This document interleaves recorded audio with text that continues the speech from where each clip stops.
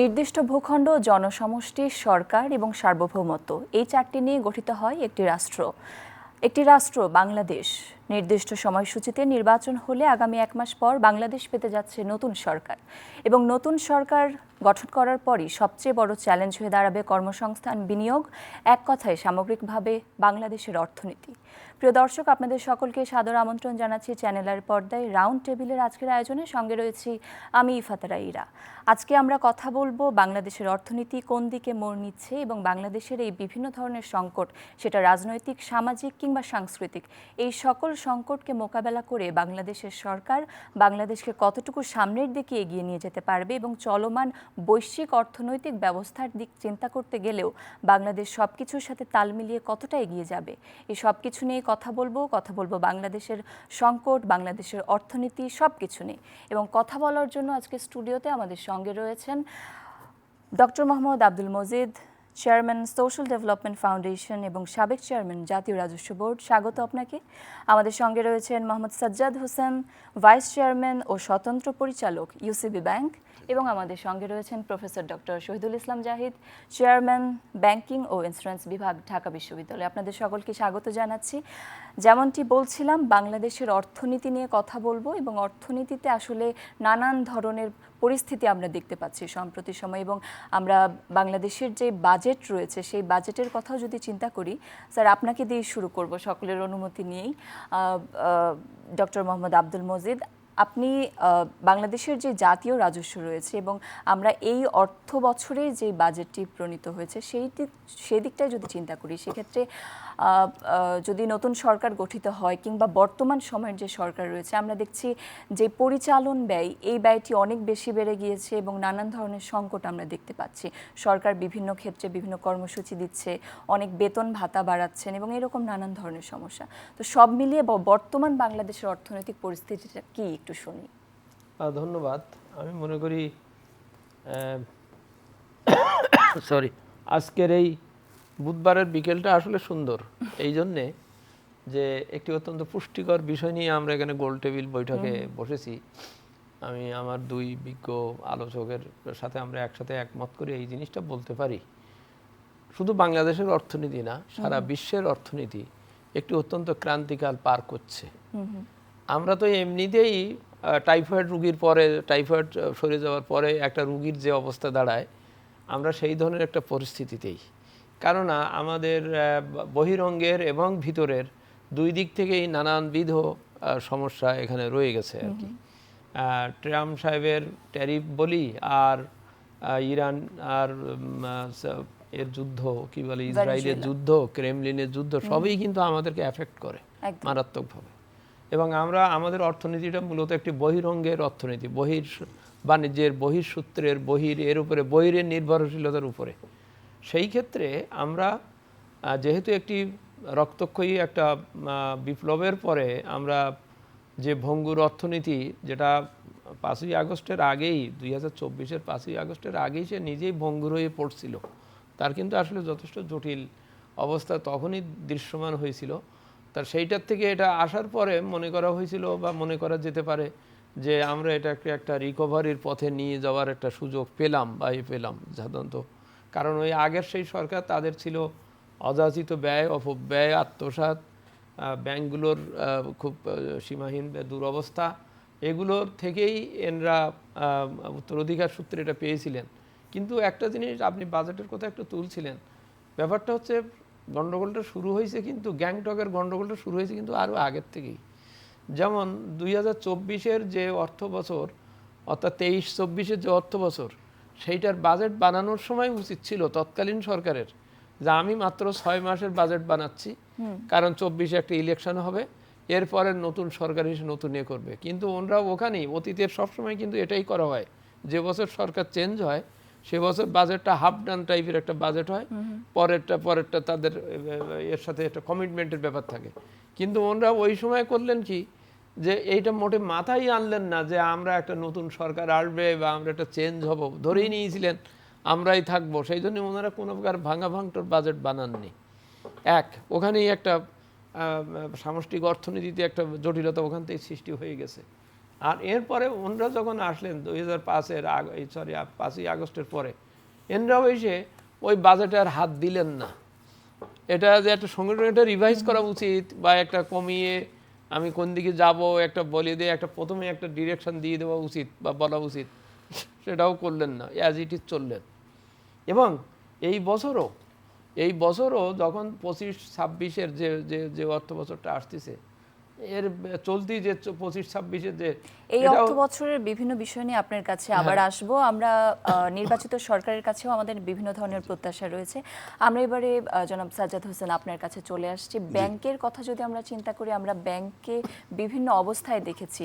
আমরা ব্যাংককে লুটপাট হতে দেখেছি, আমরা ব্যাংককে সমন্বিত হতে দেখেছি, আমরা ব্যাংককে ইন্স্যুরেন্স কিংবা রাজস্ব সবকিছু মিলে নানান পরিস্থিতির মধ্য দিয়ে যেতে দেখেছি। এবং বর্তমান সময়ে একটু ইতিবাচকতাও আমরা দেখছি, কিছু ব্যাংক ঘুরে দাঁড়াচ্ছে এবং বেশ ভালো কিছু করছে। এবং বিশেষত আপনি যে ব্যাংকে রয়েছেন ইউসিবি ব্যাংক, সেখানে আমরা দেখেছি। তো এইখানে আসলে এই যে ঘুরে দাঁড়ানোর দিকটা বা আসলে আশার মুখটা কতটুকু বা কিভাবে হতে পারে একটু শুনি। এটা আসলে আমরা বরাবরই আশাবাদী, কারণ আমি আমার ইউসিবিএল দিয়ে শুরু করি। আমরা যখন ইউসিবিএলের দায়িত্ব পাই এবং পাওয়ার পরে আমরা বিভিন্ন পদক্ষেপ নিয়ে থাকি যে কিভাবে আমরা এই অবস্থা থেকে উত্তরণ পেতে পারি। আমরা কিন্তু প্রথমে একটা থরলি একটা অডিট করেছি। এই অডিট, যেটাকে ফরেন্সিক অডিট বলে, আপনারা শুনে থাকবেন। আমরা মোটামুটি আইডেন্টিফাই করতে পেরেছি কোথায় প্রবলেমগুলো আছে। এরপর আমরা এগুলো আইডেন্টিফাই করার পরে ওয়ান বাই ওয়ান এখান থেকে কীভাবে উত্তরণ পাওয়া যায় আমরা সেটা করেছি।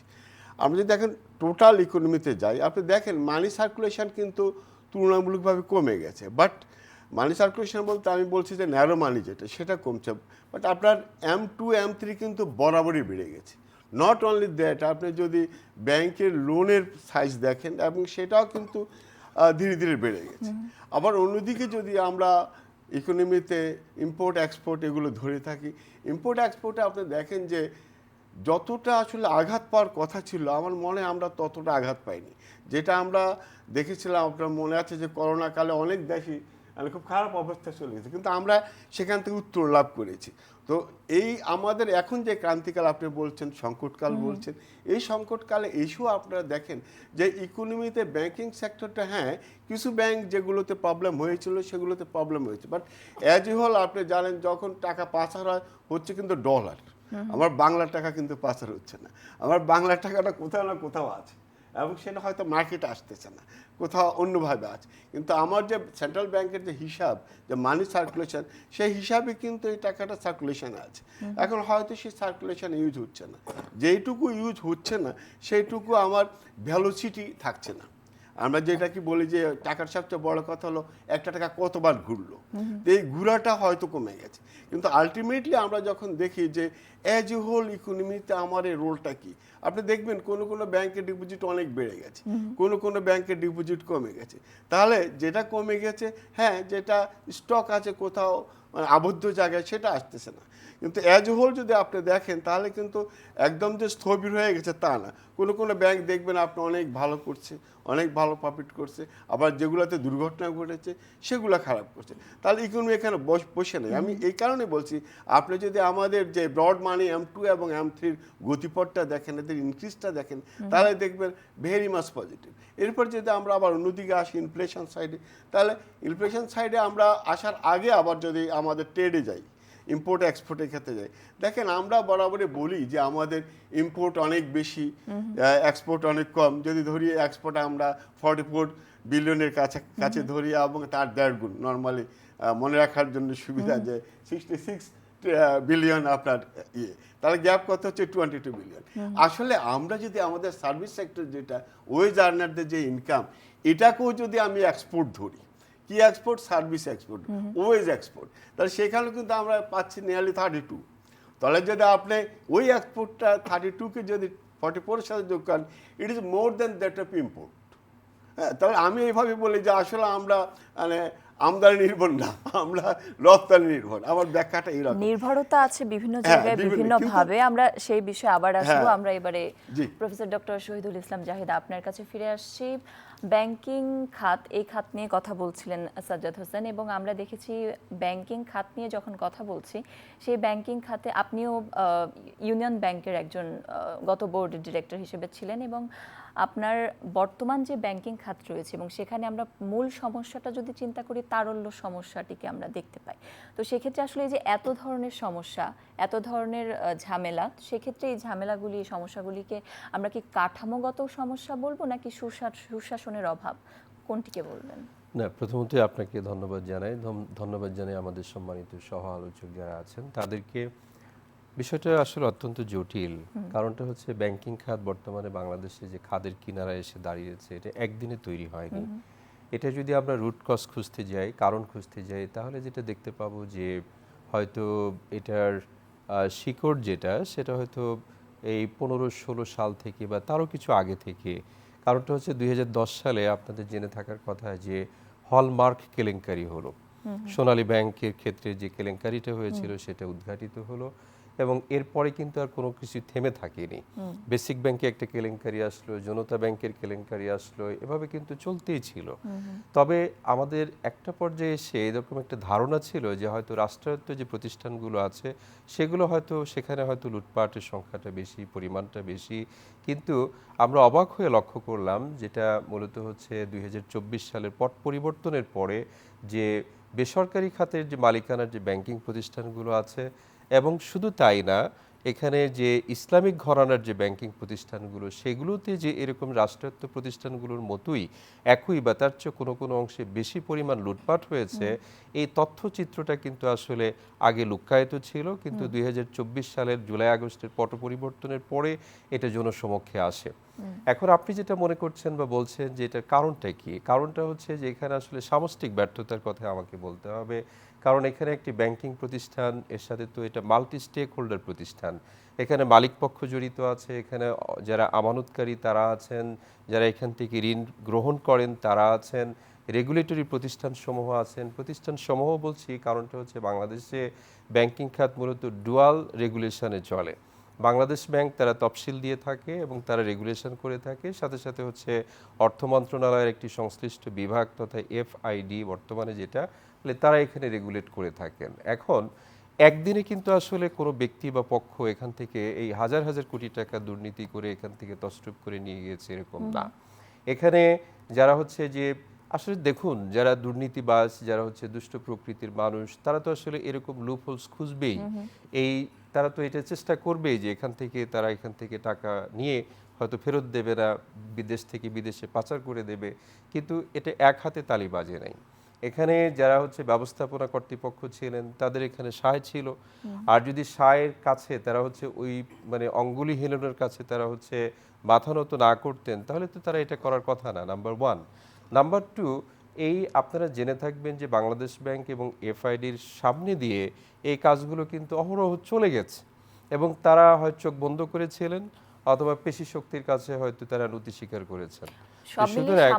এখানে একটি সামষ্টিক ব্যর্থতা হয়েছে। এটাকে আমরা এক কথায় যদি বলতে চাই, সেটা হচ্ছে যে মার্কেট ফেইলিউর, বাজার ব্যর্থতা। মুক্তবাজার অর্থনীতিতে চাহিদা এবং যোগান আপনাকে আবারও ফিরে আসবো আপনার কাছে। আমরা ফিরে যাচ্ছি ডক্টর মোহাম্মদ আব্দুল মজিদ আপনার কাছে। আমরা দেখেছি বর্তমান সময়ে আসলে সবচাইতে গুরুত্বপূর্ণ বিষয় হলো নির্বাচন। সবাই আসলে তাকিয়ে আছে নির্বাচনের দিকে, এবং একটি নির্বাচিত সরকার বাংলাদেশের অর্থনৈতিক ব্যবস্থার জন্য সবচেয়ে বেশি গুরুত্বপূর্ণ হয়ে দাঁড়িয়েছে। সেক্ষেত্রে আমরা দেখেছি নির্বাচনী হলফনামায় কিংবা নির্বাচনী প্রার্থী হিসেবে যারা দাঁড়িয়েছেন তাদের হয়তো আয় কিংবা তাদের ব্যাংক ব্যালেন্স 100 কোটি টাকা, কিন্তু তারা দেখাচ্ছেন 10 কোটি টাকা, খুবই কম বাস্তবতার তুলনায়। সেক্ষেত্রে আমরা দেখেছি তাদের যে অর্থের যে উৎস, সেটিও আসলে একটা প্রশ্নের মুখোমুখি দাঁড়াচ্ছে বিভিন্ন সময়। তো এই বিষয়টি নিয়ে আসলে এনবিআর এর জায়গাটা থেকে আপনার কি বলার আছে, বা এই বিষয়টি আসলে কেন এরকম হচ্ছে? না, এটা ঠিক আছে। আমাদের নির্বাচন ব্যবস্থা এমন একটা পর্যায়ে গিয়েছে যে একজন অতি সাধারণ স্বল্প পুঁজির মানুষ এই নির্বাচনে যেতে পারবেন না। Bad money has already been মানে driven away the good money people, good people. তো সুতরাং এটা এভাবে হচ্ছে, সেটা পয়েন্ট না। পয়েন্টটা হচ্ছে গুরুত্বপূর্ণ বিষয় হচ্ছে যে সামগ্রিকভাবে আমার অর্থনীতি যদি দুর্বল থাকে, সমস্যা সংকট থাকে, তো সুতরাং ওখানে খুব নামকরা কোনো লোক নির্বাচিত হয়ে আসলেই যে তাই কালকে সকাল ঠিক করতে পারবেন তা না। একটা সিস্টেমেটিকের ভিতরে যেতে হবে আর কি। আপনি এনবিআরের যেটা বলছেন যে এদের এই হলফনামায় যে টাকা দিচ্ছে সে টাকা কোথায় পেল ইত্যাদি, এই প্রশ্ন তো এনবিআরকে 2024 সালেই করার দরকার ছিল। সবাই ভালো করে জানে সেই সময় প্রত্যেকে নমিনেশন ফর্মই কিনছিল 50,000 টাকা দিয়ে, এবং প্রায় 16 কোটি টাকা উঠছিল তৎকালীন ক্ষমতাসীন সরকারের। এবং তখন তারা যে হলফনামা দিয়েছিলেন, এইবারে এসে এদের উচিত ছিল, মানে সম্ভব সুযোগ ছিল, প্রত্যেকের ফাইল ধরে দেখা যে আপনার সম্পদ বিবরণীর সাথে আপনার ফাইলের তো কোনো মিল নাই। সাধারণত কিন্তু এই যখন ইন্টারিম গভর্নমেন্ট আসে বা তত্ত্বাবধায়ক সরকার আসে, প্রথমেই কিন্তু এই সুযোগটা আসে এনবিআর এর কাছে। এবং ইভেন এই যে একটা নির্বাচন দিলে কিন্তু অনেকটা জিনিস কিন্তু বেরিয়ে আসে, কারণ তাকে ঘোষণা দিতে হয়, তার একটা খরচ করতে হয়। তো সেইগুলো থেকে এনবিআর এর কিছু করণীয় ছিল, এখনো যে নাই তা বলছি না, কিন্তু এখন এই নির্বাচনে যারা দাঁড়াচ্ছেন তারা তো খুব সাম্প্রতিককালে খুব বিত্তশালী ব্যক্তি ছিলেন না, ব্যবসায়ী ছিলেন না, ইত্যাদি ছিলেন না, তারা সব পালানো লোক বা কোনো কিছু অন্য জায়গার থেকে এসছেন আর কি। আমি ওখানটার চাইতে বেশি মনে করব যে একটা নির্বাচন হতে হবে, কারণ নির্বাচন না হলে অনেকগুলো জিনিস ঠিক হবে না। যেমন বিদেশি বিনিয়োগ হচ্ছে না, আমার দেশি বিনিয়োগ হচ্ছে না, সবাই একটা দিক নির্দেশনাহীন অবস্থায় আছে। একটা নির্বাচন হতে হবে, দেখতে হবে যে সেই নির্বাচনের পরে তারা সমস্যাগুলোকে যথাযথভাবে অ্যাড্রেস করতে পারছে কিনা। আমি এই জন্য একটু উদাহরণ দেই। আমি গত সপ্তাহে আগের সপ্তাহে শ্রীলঙ্কা থেকে 5-6 দিন আমি বেরিয়ে এসেছি। আমি সেখানে যে একটা স্টাডি করে যেটা দেখলাম যে তারা 3-5টা প্রধান কারণে তাদের অর্থনীতিটা পড়ে গিয়েছিল। হ্যাঁ, আবার আমি চেষ্টা করলাম জানতে কি 5 কারণে তারা আবার মোটামুটি উদ্ধার পেয়েছে, মানে উদ্ধার পাওয়ার পথে আছে। সেখান থেকেই কিন্তু আমাদের অনেক সাদৃশ্য আছে। প্রথম হচ্ছে তাদের বৈদেশিক ঋণের এত হয়ে গেলে তারা দেউলিয়া হয়ে যাচ্ছিল, আমরাও সেরকম একটা অবস্থায় ছিলাম। আমাদের বৈদেশিক রিজার্ভ কমে গেছে, তাদেরও কমে গিয়েছিল। আমাদের বৈদেশিক রিজার্ভ এখন আস্তে আস্তে বাড়ছে। তাদেরও রেমিটেন্স খুব কমে গিয়েছিল ওই যে এর কারণে, করোনার কারণে, এখন বাড়ছে, আমাদেরও বাড়তেছে। কিন্তু কিন্তু না, এখানে মেন সমস্যা হয়েছে মিস্টার আইএমএফ এর কারণেই কিন্তু তাদের ওই যে 5 কারণের একটা কারণ, আইএমএফ এর কিছু শর্ত মানতে যেয়ে তারা একেবারে খাদে পড়ে গিয়েছিল। তো ফলে পরে তারা ওই যে নতুন গভর্নমেন্ট এসে তারা প্রথমে আইএমএফকে বললো, যেহেতু পাবলিকের আন্দোলনের ভিতর দিয়ে এর আগের সরকারের পতন ঘটেছে, এরা প্রথমে বললো আপনারা আইএমএফ এর সাথে বুঝে সুঝে কথা বলবেন, কারণ ওদের জন্যই কিন্তু আমরা এই বিপদে পড়েছি আর কি। আমাদের এখানেও ওই ডিফারেন্সটা হচ্ছে। উদ্ধার পাওয়ার জন্যে নির্বাচন হোক, নির্বাচনে যে সরকার আসবে তাদের কিন্তু দৃষ্টিভঙ্গিটা খুব ক্লিয়ার থাকতে হবে যে আমি এই প্রবলেমগুলোকে এইভাবে অ্যাড্রেস করব। আমার এমপি কে কয় টাকা দিয়ে আসছেন, কার কি, এ তো এ বিচার আচার পরে করা যাবে, দেখা হবে যে আমার কর্মসূচিটা কি, আমি কিভাবে সংকটটা কাটবো। তো সেই জন্যই বলছি যে রেভিনিউ আর্নিংটা বাড়াতে হবে, এই জায়গায় প্রথম হাত দিতে হবে। রেভিনিউ আর্নিং বাড়লেই তখন ডোনারের সাথে এর সাথে লোন নেওয়া টেওয়া সবগুলোতে ট্যাকেল দেওয়া যাবে। আমি মনে করি যে রেভিনিউ আর্নিং এর দিকে নজর দিতে হবে। আমি স্যারের কথা রেশ ধরে আমি বলি, আপনি জানেন যে বাংলাদেশ ব্যাংক যে রিজার্ভ দেখাতো যে এখন যেটা $32 বিলিয়ন আছে, এবং বিপিএম 6 ভার্সন অনুযায়ী এটা হলো $27 বিলিয়ন। তো মজার ব্যাপার হলো বাই দিস টাইম কিন্তু স্যার আইএমএফ ভার্সন 7ও ইন্ট্রোডিউস করেছে, সেটা জুনের 25 তারিখ সম্ভবত ভার্সন 7 এসে গেছে। এগুলো আমাদেরকে মানতে হয়। এবং এর পাশাপাশি যেটা আপনারা ব্যাংকিং সেক্টরে খেলাপি ঋণ নিয়ে আমরা আতঙ্কিত, এই খেলাপি ঋণের কিন্তু নানান রকম ডেফিনিশন আছে। আজকে একরকম ডেফিনিশন, কালকে আরেক রকম ডেফিনিশন, পরশু আরেক রকম ডেফিনিশন। ফলে যেটা হয় যে আপনি কোনটাকে খেলাপি বলছেন, কোনটাকে ব্যাড বলছেন, কোনটাকে আপনি ডাউটফুল বলছেন, আবার এগুলোর উপরে ভিত্তি করে কিন্তু আপনাকে প্রভিশন রেটও চেঞ্জ হচ্ছে। ফলে এইগুলো কিন্তু শুধু যে কেবল বাংলাদেশ ব্যাংকের নির্দেশনা অনুযায়ী হয় তা নয়, বাংলা ব্যাংকের নির্দেশনা অবশ্যই, বাট বেস করতে হয় ইন্টারন্যাশনাল বিভিন্ন সংস্থা, আমাদের বিভিন্ন চুক্তি, আমাদের বিভিন্ন পরামর্শ নিতে হয় সেগুলো যে ফলে কিন্তু আজকে আপনি যেটার সাথে কম্পেয়ার করছেন যে 36% ব্যাংকিং সেক্টরে খেলাপি ঋণ, আবার কোনো সময় এটা কিন্তু 48ও ছিল একসময়, এবং এটা আবার অনেক নিচেও ছিল। হ্যাঁ, এটা কিন্তু টাইম টু টাইম ভ্যারি করে। এই যে ডেফিনিশনের মাধ্যমে আমি খেলাপি ঋণের প্রভিশনটা ভিন্ন রকম করি, কোনো সময় বলে খেলাপি হলে এই হলে খেলাপি, ওই হলে খেলাপি, এগুলোর কিন্তু আলটিমেটলি আপনি যদি সবগুলো ক্রাইটেরিয়া সবসময় সেম থাকতো তাহলে কিন্তু স্যার কম্পারিজনটা সেম হতো, বাট আমাদের এই ক্রাইটেরিয়াগুলো সবসময় সেম না। এখন যদি আবার ধরেন যে IMF-এর যে ভার্সান যেটা আমরা বলি ব্যালেন্স অফ পেমেন্টের, হ্যাঁ, BPM 7 এসে যায়, আমি যদি BPM 7 পুরো পড়ে তখন দেখা যাবে যে আমাকে রিজার্ভ আবার অন্যভাবে ক্যালকুলেশন করতে। এই সবগুলো একটা দিক। আরেকটা দিক হলো হ্যাঁ, আমাদের প্রবলেমগুলো যেটা স্যারও বলছেন যেটা একদিনও হয়নি, এবং স্যারও বলছেন একদিনও হয়নি, এটা টাইম টু টাইম হচ্ছে। তাহলে যেসব জায়গায় আমাদের বাংলা ব্যাংক কী করে, ঋণ দেওয়ার পরে কিন্তু বাংলা ব্যাংক সেটা দেখে, মনিটর করে। এমন না যে ঋণ দেওয়ার আগে করে, বাংলাদেশ ব্যাংক থেকে তো আর ঋণ স্যাংশন হয় না ডাইরেক্টরদের বড় লোনগুলো ছাড়া। এইসব কারণে কিন্তু বাংলা ব্যাংক পরবর্তীতে যায়, যেমন ঘটনা ঘটে গেলে পুলিশ যায়, তখন পুলিশের কিছু করার থাকে না, সে শুধু তদন্ত কাজটা করে। বাংলাদেশ ব্যাংকের ক্ষেত্রে সেম। হ্যাঁ, মানে আমাদের যে সুপারভিশন খুবই স্ট্রং, আমি বলবো এখন এই সুপারভিশনকে আমরা কোনো সময় লেনিয়েন্ট ভিউতে যাই, কোনো সময় এই যে মাঝখানে এসেছিল যে না আমরা রিস্ক বেসড সুপারভিশন করব, এমন নানান কিছু। এবং এগুলো কিন্তু একজন ব্যক্তিকে দিয়ে হয় না, একটা কমিটি ফর্ম করা হয়, কমিটি মতামত দেয়। এখানে মানে বলবো যে 6 জন বা 7 জনের কমিটি থাকলে অনেক বড় আকার ধারণ করে, তখন সেখান থেকে মেজর যারা একই কথা, এখন যেমন মাইক্রোক্রেডিট ব্যাংক আসতেছে, আপনারা যারা আমি ওটা টেকনিক্যাল কমিটির মেম্বারও, তো এখানেও নানান বিষয় আসতেছে, এবং দেখা যায় যে কোনো কিছুই আসলে এককভাবে আপনি কেউ দায়ী করতে পারবেন না। যখন একটা set of people, set of expert এক জায়গায় বসে, তখন এইগুলো হয়। সেই কারণে আমি বলছি যে এখন আপনারা বা আমরা যেটা দেখছি যে ব্যাংকিং সেক্টরে আমাদের খেলাপি ঋণ মাত্রা অনেক বেশি, সব টাকা চলে গেছে, অনেক ধরনের সংকট, অনেক ধরনের সমস্যা, এবং আমরা উত্তরণের কথা আসবো আপনার কাছে, আপনাদের সকলের কাছ থেকে শুনবো। আমরা একটু শহীদুল জাহিদ আপনার কাছে আসছি। আমরা সম্প্রতি সময় দেখেছি ব্যাংকিং এবং ইন্স্যুরেন্স এই দুটি আসলে এক হয়ে গিয়েছে, এবং আপনি যেহেতু পড়াশোনা করাচ্ছেন, এবং সেই জায়গাটা থেকে আসলে ব্যাংকিং এবং ইন্স্যুরেন্সের এক হয়ে যাওয়ার আসলে কনসিকুয়েন্সেসগুলি কি, এবং এটি আসলে কতটুকু সম্ভাবনা নাকি সংকট তৈরি করছে অন্য দিক থেকে? না, এটা আসলে ফিনান্সিয়াল একটা ইনোভেশন। বাংলাদেশে যদি এটা একটা নতুন একটা কনসেপ্ট বলে পরিগণিত, বাট বিশ্ব ফাইন্যান্সিয়াল যে পরিকাঠামো আছে উন্নত দেশগুলোর কথা, এগুলো অনেক বছর আগে কিন্তু আসলে এই ব্যাংক অ্যাসিউরেন্স আমরা বলে থাকি, এই কনসেপ্টটা কিন্তু প্রচলিত। এই ধারণাটার মূল কথা যেটা হচ্ছে যে ব্যাংক এখন চাইলে তারা ইন্স্যুরেন্সের প্রোডাক্ট সেল করতে পারবে। কেউ একটা লোন নিচ্ছে বলে লোন নিয়ে সে দেউলিয়া হয়ে যাচ্ছে, সেটা পরিশোধ করতে পারছে না, তখন ব্যাংক যেটা করে থাকে যে যিনি বড়োয়ার, যিনি ব্যাংক থেকে ঋণটা গ্রহণ করছেন, বলে তাকে বলা হবে যে আপনি বেটার ইন্স্যুরেন্স করেন, আপনার যে এই 20 লক্ষ টাকা আপনাকে ঋণ প্রদান করছি, এর 10,000 টাকা আপনি প্রিমিয়াম হিসেবে আমাদের এখানে জমা রাখেন।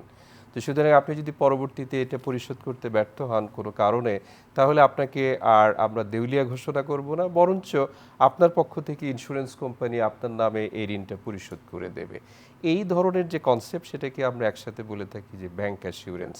এখন এটা বাংলাদেশে নতুন, বাংলাদেশে মাত্র কয়েকটি ব্যাংক, 6টি প্রথমে ব্যাংক তারা হচ্ছে, এবং প্রত্যেক ব্যাংক হচ্ছে 3 বা 4টা ইন্স্যুরেন্স কোম্পানির সাথে এই ধরনের একটা অ্যাফিলিয়েশন বা যোগসাজশ করে তারা হচ্ছে একত্রিতভাবে প্রোডাক্ট লঞ্চ করতে পারবে। প্রশ্নটা হচ্ছে যে এটার সফলতাটা আসলে কতটুকু, আমরা আশাবাদী হতে চাই। শুধুমাত্র কয়েকটা ব্যাংক কেন এরকম হলো? এখানে যেটা হচ্ছে যে বেশ কিছু ক্রাইটেরিয়া সেট করে দেওয়া হয়েছে, ওই ক্রাইটেরিয়াগুলো যারা ফুলফিল করতে পেরেছে তাদেরকে প্রাথমিক ধাপে লাইসেন্স দেওয়া হয়েছে। তবে এখানে সবচেয়ে বড় যেটা সমস্যা আছে সেটা হচ্ছে যারা হ্যাবিচুয়াল ডিফল্টার, মানে যারা হচ্ছে হ্যাবিচুয়াল ডিফল্ট, মানে অভ্যাসগতভাবে ডিফল্টার।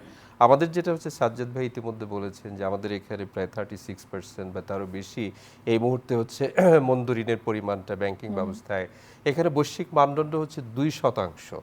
তো 2%-এর জায়গায় হচ্ছে 4, 6, 8 বা 10% যদি হতো, আমরা হয়তো মনে করতাম যে হ্যাঁ এটা একটা টলারেবল লিমিটের মধ্যে আছে।